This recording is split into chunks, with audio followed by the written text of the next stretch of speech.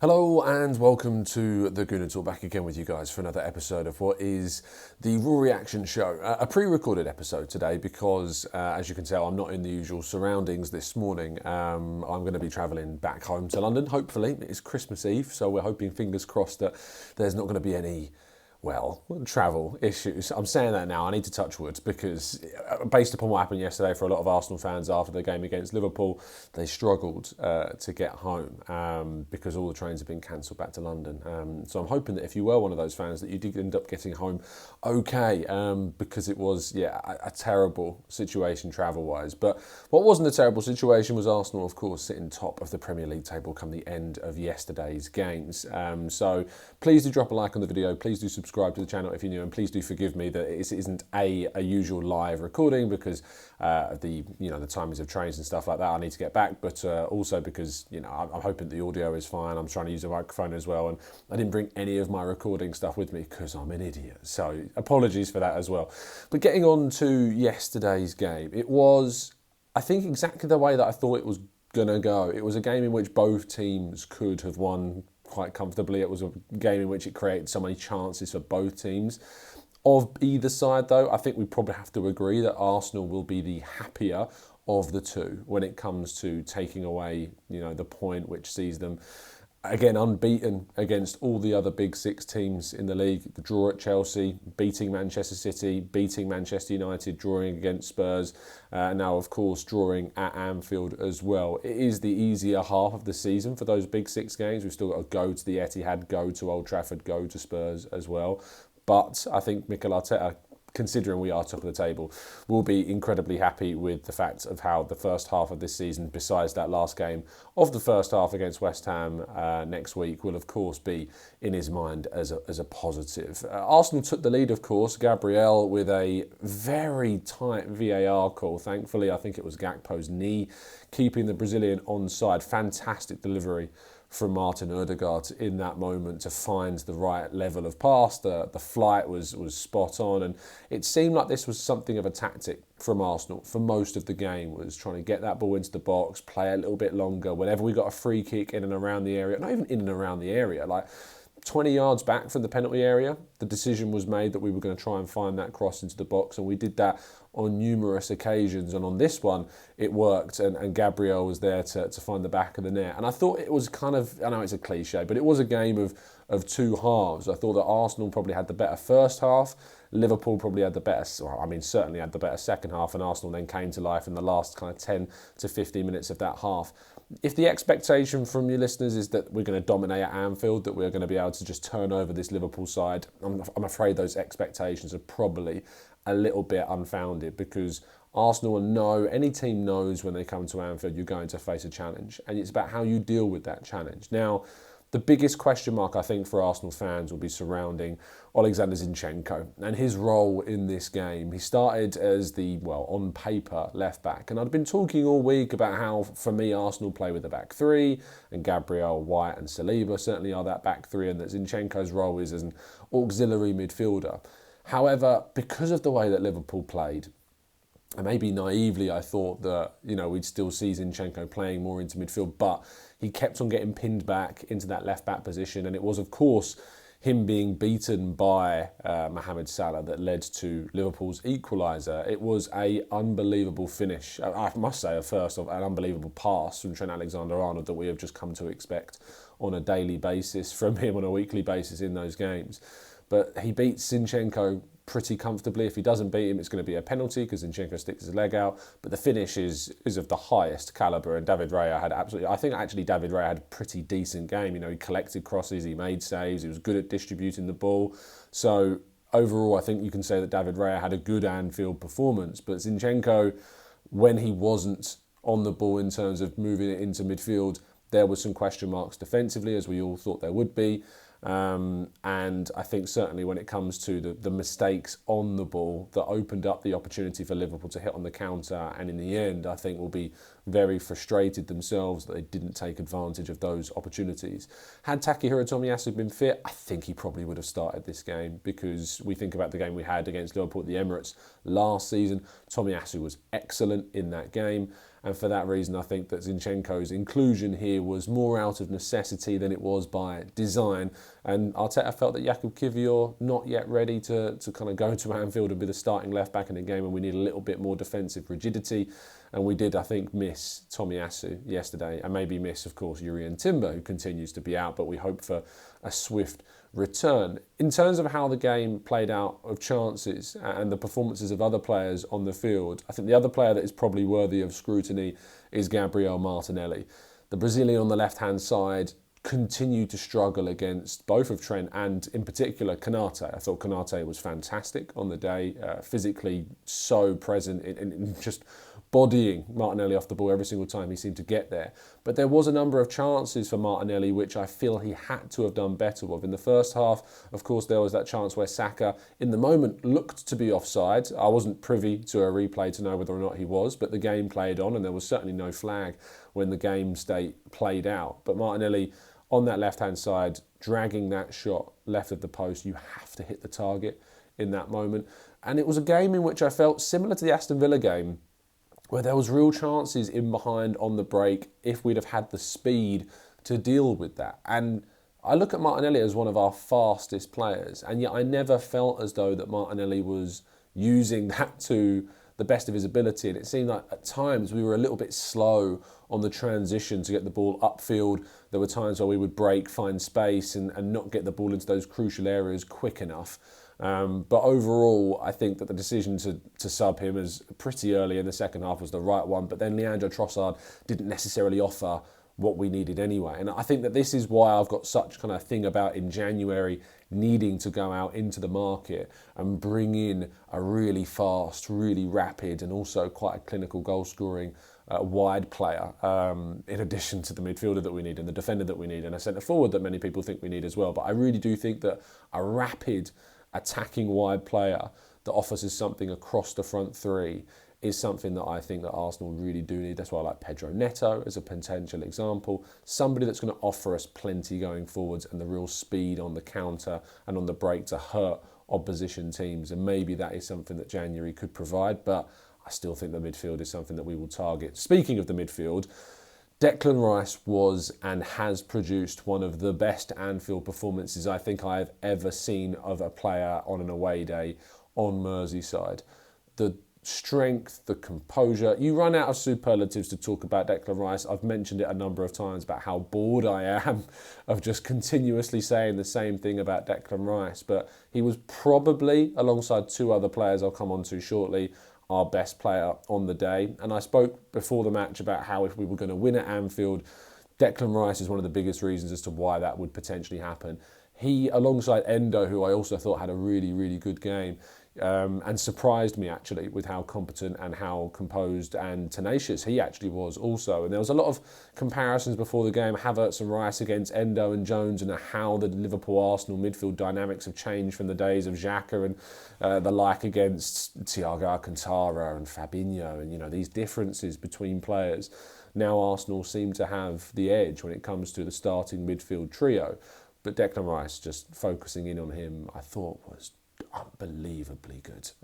And there was a situation, of course, where we were hit on the break where Ødegaard and Zinchenko kick through one another and they go down, and Declan Rice is having to cope with 5 Liverpool players running straight back at him. He doesn't dive in, he doesn't rush, he jockeys, he remains composed, and eventually, of course, it falls to Trent Alexander-Arnold and Arsenal get lucky. And he hits the bar, and we probably should have conceded. I mean, we almost definitely should have conceded. But I think one of the biggest reasons, the only reason, other than the fact it was a poor finish by Trent, is that Declan Rice's presence, the way in which he managed that situation, which looked like a certain goal, was just so good and thoughtful and intelligent, the way in which he did it. And Kai Havertz, I thought, had a decent game in that left 8 role. I thought he progressed the ball well. I thought he took the Liverpool players on. You can see that he is growing in confidence as a player. Yes, I want to see more. Yes, I want to see him be a little bit more risky at times, but sometimes at Anfield you just need a calmer head, and he managed to take those players on on numerous occasions, progress the ball forwards, play it into Odegaard, play it into Martinelli, and sadly it was Martinelli that couldn't do the business on the day for us on that left-hand side. On the other side, you had Bukayo Saka, who had a frustrating day at Anfield, I think. The crowd were on him for the first minute. Was he lucky not to be sent off? I think he slips. I think he's really unlucky in that moment. I think he also slips in the situation with Tsimikas as well, that led to him sadly breaking his collarbone, and we wish Costa Tsimikas a swift recovery. I know he's an opposition player, but you never want to see people get hurt, and hopefully he does recover swiftly from what was a really unfortunate incident. But again, I think that Saka was relatively innocent in this situation. If you watch the replay back, he slips into Tsimikas in the first instance, and I think that generates the momentum that sees Tsimikas sadly injure himself so savagely, really. But Saka, again, creating chances, cutting inside, beating his man on numerous occasions. But when Joe Gomez comes on and plays out of position, I kind of want to see more. When he's playing out of position, you're going up against a guy who's on his weaker side. I do want to see a little bit more from Saka sometimes in those moments. But deliveries were decent, passing was decent, chance-wise, didn't necessarily get the opportunity to try and take a shot or goal. He was being more of a creator than a danger on the day. But again, I think when it comes to Saka, when you look at his goal contributions this season, you're really picking at straws to try and find too much of a criticism to say about him. Going into the defence, and obviously we've already talked about Zinchenko, but particularly Gabriel and Saliba. Now, Saliba was, of course, not available for Arsenal last season at Anfield. This time around he was, and I think even though the result of the game was the same as in terms of a draw, it remained that way because of the presence of Saliba, because of the composure of Gabriel. Both of them had excellent performances defensively. And for me, I think they have to go down as the best centre-back partnership now in the league. What they have produced for this team on such a consistent basis ultimately sees them have risen above, I think, the critics of Gabriel in particular. He was really becoming such a scapegoat at a certain point. I think of October of 2022, going back to that point at the start of last season, he was starting to get a few comments being made about him for his mistakes that he'd made in certain games. The Manchester City game, of course, at home as well. I think there was another mistake in one of the early games in the season. The Fulham game, I think it was, where Mitrovic was given the ball in to score. He, of course, equalised in that. He scored the winning goal, didn't he, in that game at home against Fulham. So I think that what we've seen is a complete evolution of Arsenal's backline, their defence, and Saliba.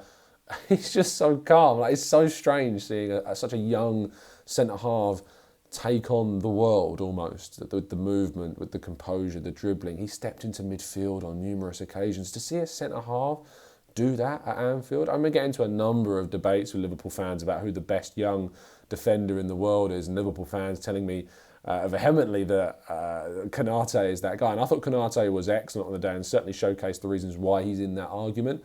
But I just thought that Saliba was a level above every other defender on the field yesterday.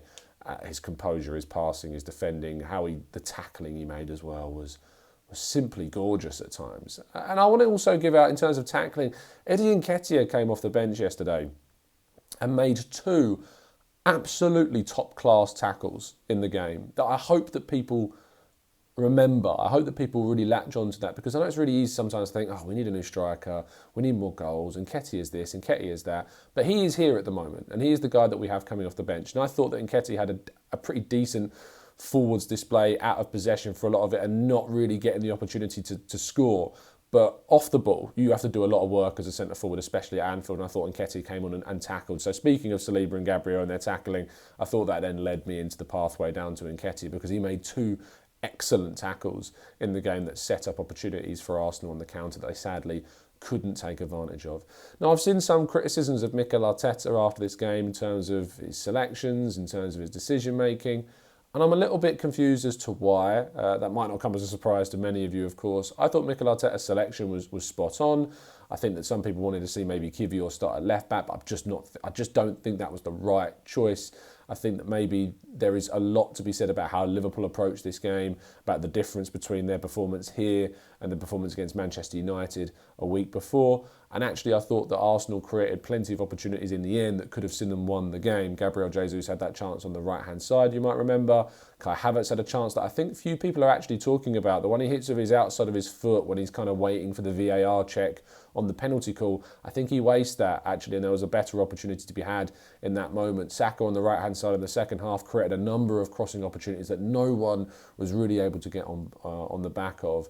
And of course, Gabriel Martinelli had that massive opportunity as well that just went left of the post and could have been very, very different indeed. I think it was a game that ultimately slightly favoured Liverpool in terms of the performance. So if you were going to say what team was more worthy of the win, maybe Liverpool slightly edge it. But overall, I think that a draw is probably a fair result on the day. And Arsenal, I think, will certainly be the happier of the two teams coming away from that. And that, of course, means that Arsenal, as I mentioned before, do sit top of the Premier League table going into Christmas. We've now got a very interesting game on the 28th of December against West Ham United, because they've just come off the back of a really good win against Manchester United at the London Stadium. Goals from Mohamed Kudus, of course, and Jarrod Bowen. They are going to be very difficult to cope with. And we won't have Kai Havertz, because Kai Havertz received his 5th yellow card of the season. So he will be suspended. It'll be interesting to see if he wants to go with Jorginho, Rice and Ødegaard. Maybe he wants to go with Rice, Smith-Rowe and Ødegaard. It will be intriguing to see what midfield trio Mikel Arteta decides is the right one for the game. I suppose the thing that I haven't touched upon is the Martin Ødegaard handball call. Now, this has split a lot of people. Some people feel that it was indeed a penalty. Some are saying that it's unfortunate he slips. I found the reaction to this, in particular from some of the biggest officiating commentators, to be a little frustrating, if I'm being very honest. I feel that when it's Arsenal, there just seems to be this extra guise to analysis on certain calls that go against us, and there's not the same level of, I think, accuracy or consideration or context given to other teams, because there were so many that felt immediately that it was handball, when we all know that the rules around this are that if the hand's in a position where he's moving to kind of balance himself. I know sometimes the hand has to go to the ground and the ball can hit your hand in the ground, but I thought it would have been really harsh to give handball in that moment, because Ødegaard's right foot slips and then his right or left arm, whatever it was, comes out to touch the ball. It would have been really harsh, completely accidental. And I think in those moments that unless it's a really deliberate situation that's given the player an advantage, or even an accidental situation in some situations where it's denied a clear goal scoring opportunity, maybe you can be a little bit stricter. But I just didn't think that it was handball in that moment at all. And the Kai Havertz penalty call as well, I didn't think that was a penalty either, for the record. I think Havertz went down probably similar to the Manchester United game, a little bit too easily. And because of that, sadly, probably cost himself the argument of a penalty. So, yeah, in the end, a 1-1 draw means that Arsenal are unbeaten against all Big Six teams in the first half of the season, that they're top of the table at Christmas, and that Mikel Arteta has once again guided a side that have lost huge amounts of key players in Timber, in Partey, in Vieira, in Tomiyasu. Losing those players has been, I mean, the three, Vieira lesser, of course, but those three of Tomiyasu, Timber and Partey have been such big losses for us this season, for huge portions of it, and certainly would have come at a fantastic time to see Partey and Rice play together at Anfield. Hopefully we can see that next year. Maybe we'll see it in the game against Liverpool in the FA Cup. There are suggestions that Thomas Partey could indeed have recovered by that FA Cup game, and that game in particular I'm really intrigued to see how it plays out, because seeing Liverpool come to the Emirates so soon after that game, there's a lot of energy and emotion around that, I think, now. And Arsenal will hope to knock them out and progress through in the FA Cup. And I think there's also something about the mentality, the context, and perhaps, what that could do to the other side. If you lose that game, Liverpool look like, alongside City, of course, our tightest, closest title challengers. I think that if you win that FA Cup game and knock out the opponent, yes, you're committing to more fixtures throughout the season, of course. But Liverpool, of course, do have those League Cup games and those League Cup semi-final legs to think about too. But by knocking Liverpool out of the FA Cup, I think could give Arsenal a little bit of a mentality boost, a little bit of an edge in terms of that side of the game when it comes into that title race. So I'm looking forward to seeing what happens in that game. Thank you so much for listening to this pre-recorded reaction. I'm still recording, as I said at the start of the show, in the morning after, talking for 19 minutes to camera without you guys in the chat box to kind of lift me up. is a challenge. So I hope that this has been a relatively decent breakdown, one take, one cut, all the way through. If you have appreciated it, please do drop a like. I'll be back, of course, tomorrow morning, which is Christmas Day. Yes, I will indeed be doing a show on Christmas Day. Don't you worry. But please do drop a like on the video. Subscribe to the channel if you're new around here with those notifications turned on so you never miss a show. Have a fantastic Christmas Eve if indeed you are celebrating. And if not, have a fantastic day anyway and enjoy the rest of your weekend. See you soon. And as always, up the Arsenal.